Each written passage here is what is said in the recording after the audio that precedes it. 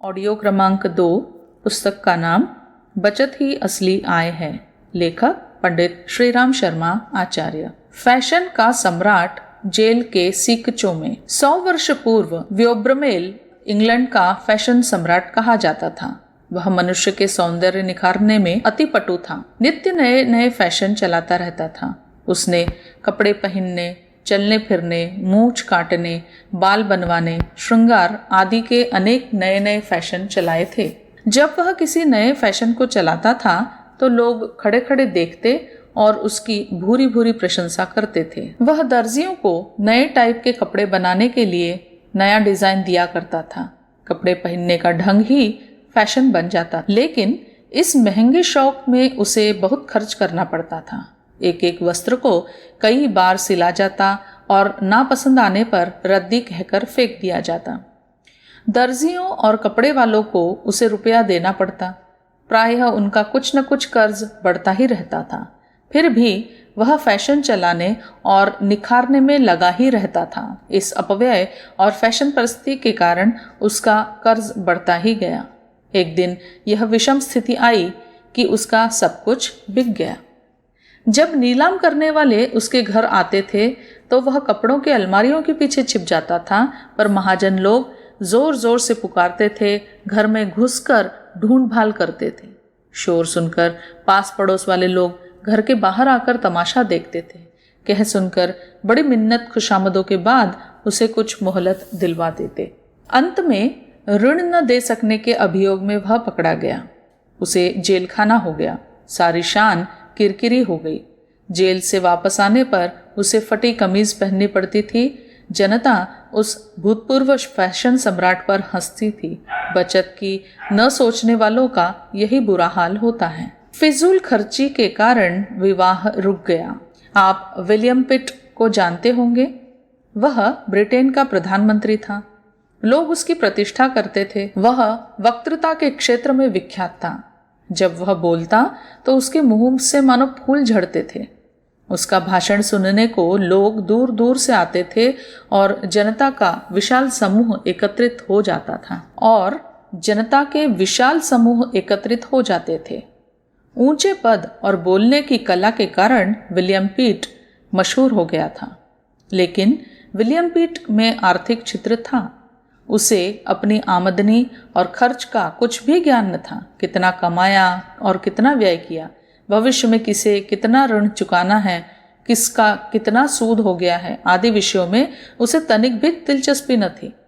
आय का साधन एक सीमित आय, पर खर्चे के रास्ते अनेक, शौक असंख्य और बाहरी ढोंग स्थिर रखने के छल छद्म। उसकी आर्थिक दुरावस्था उस सड़े गले वस्त्र की तरह थी जिसे एक जगह से सिया जाए तो दूसरी जगह से फटना शुरू हो जाता है। उसने भावुकतावश कितने ही खर्चे कर डाले, एक नहीं दर्जनों खर्चे यों ही कर डाले। कभी ममता से तो कभी कर्तव्य मानकर, कभी शौक पूरा करने के लिए तो कभी व्यसन के लिए। ये आर्थिक छिद्र क्रमशः बढ़ते गए, दरार बड़ी होती गई, आर्थिक कठिनाई उलझन पैदा करती रही। विलियम पिट का व्यक्तिगत जीवन अशांति से अस्त व्यस्त हो गया। विलियम पिट अभी तक अविवाहित ही थे। उनकी ओर एक महिला आकृष्ट हुई। कुमारी एडन का विवाह पिट से होना तय हो गया। जब दोनों एक दूसरे के निकट संपर्क में आए तो कुमारी एडन को पिट की आर्थिक दुरावस्था का ज्ञान हुआ। वह फिजूल खर्ची को एक खतरनाक आदत मानती थी। अपनी आमदनी का ध्यान न रख अंधाधुंध खर्च करने वाला फिजूल खर्च एक दिन परिवार की नाव को डुबो सकता है।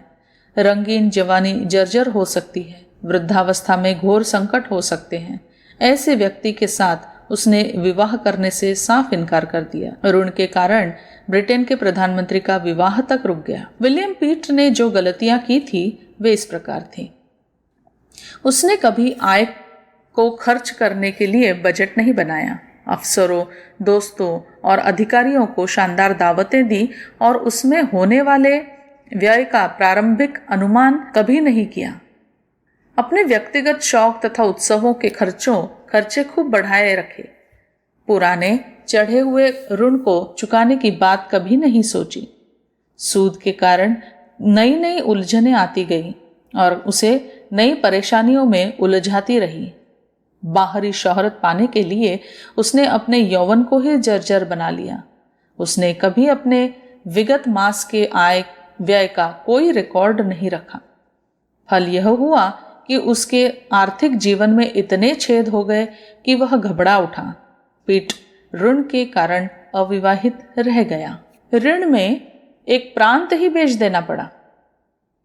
देशी रजवाड़ों में राजा लोग प्रायः असंयमित और फिजूल खर्ची से भरा जीवन जीते रहे हैं। व्यसन, दिखावा, बाहरी टिपटाप आदि का आडंबर तथा ऊंची तरह के खान पान के असंयम के कारण वे अपने ऊपर लाखों रुपयों का ऋण करते रहे हैं। कर्ज सुरसा के मुंह की तरह निरंतर बढ़ता ही रहा। उनकी रियासतें कर्ज के भार से दब गई, किंतु उन्होंने इसकी कोई परवाह न की थी। छोटे मोटे देशी नरेश तक इस आय व्यय का हिसाब न रखने के कारण बर्बाद हो गए। ब्रिटेन के राजा चार्ल्स द्वितीय पर इतना ऋण हो गया था कि विवश और निरुपाय होकर उसे अमेरिका का पेंसिल्वेनिया प्रांत केवल 15,000 पाउंड में विलियम पेन के हाथ बेच देना पड़ा था। व्यसनी साझेदार ने कर्जदार बना दिया। अब्राहम लिंकन अमेरिका का प्रसिद्ध राष्ट्रपति था। प्रारंभिक दिनों में वह गरीब था और उसे अनेक कार्य करने पड़ते थे। वह बड़ा सफल वकील हुआ और एक विशाल देश का शासन प्रबंध उसके हाथों में था। एक बार लिंकन ने व्यापार द्वारा आजीविका उपार्जन की योजना बनाई थी। उसने एक योग्य व्यक्ति की साझेदारी में व्यापार करना प्रारंभ किया। कुछ मास तो दुकान लाभ देती रही, किंतु बाद में वह घाटे में चलने लगी। इसका क्या कारण था? बात यह हुई कि उसका साझेदार शराबी हो गया था। हानिकारक व्यसनों में अपव्यय होना सहज स्वाभाविक है। शराब, सिगरेट, भंग, चाय, सिनेमा आदि की लत जहाँ शरीर के लिए हानिकारक है, वहाँ चरित्र और धन का भी बड़ा नाश करती है। उसका साझेदार व्यसन में हद से ज्यादा लिप्त हो गया। शराब का व्यसन व्यक्ति को दर दर का भिखारी बनाकर छोड़ता है।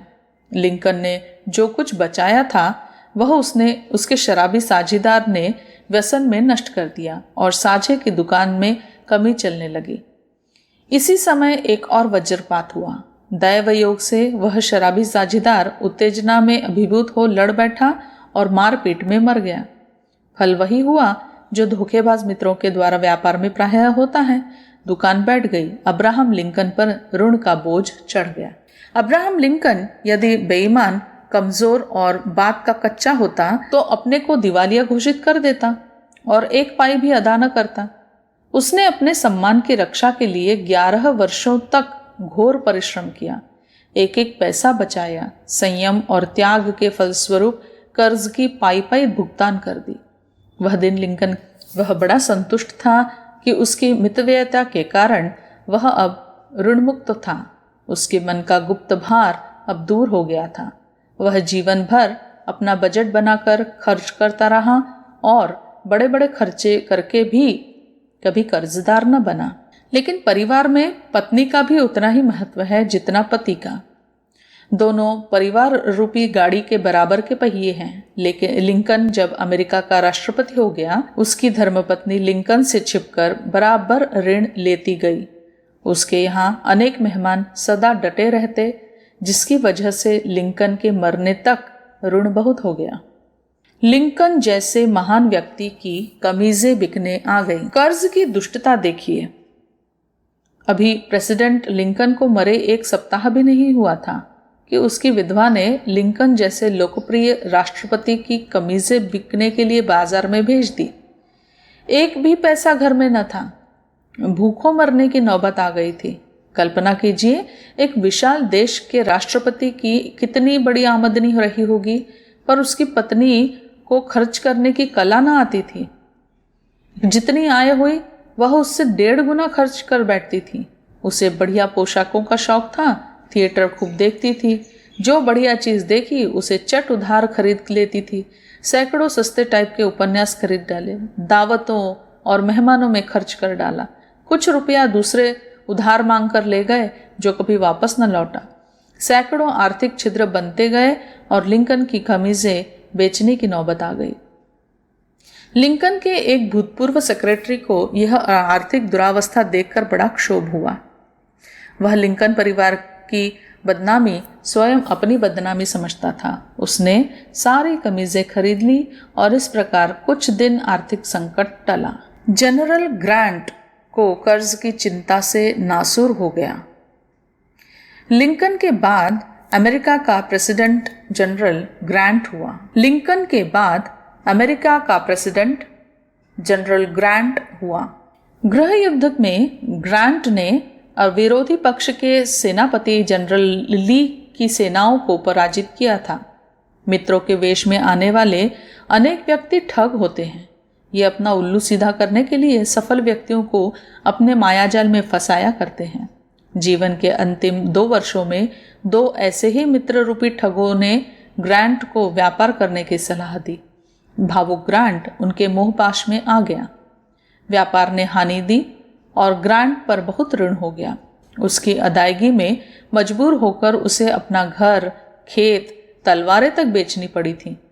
मानसिक चिंता और गुप्त भार से ग्रांट को नासूर हो गया था, पर उसने अपनी स्त्री की सहायता के लिए अपने संस्मरण लिखे। इनको प्रकाशित किया गया तो आमदनी हुई, उसी से घर का खर्च चला। व्यापार में अनेकों को धोखे लगे हैं और उसके ऋण जिंदगी भर चढ़े रहे हैं। धोखेबाज या फिजूल खर्च मित्र अथवा साझेदारी मनुष्य का एक दुर्भाग्य है। दूसरे की मूर्खता के कारण सज्जन और ईमानदार आदमी को भी कर्ज में पड़कर नर्क की यातना सहनी पड़ती है।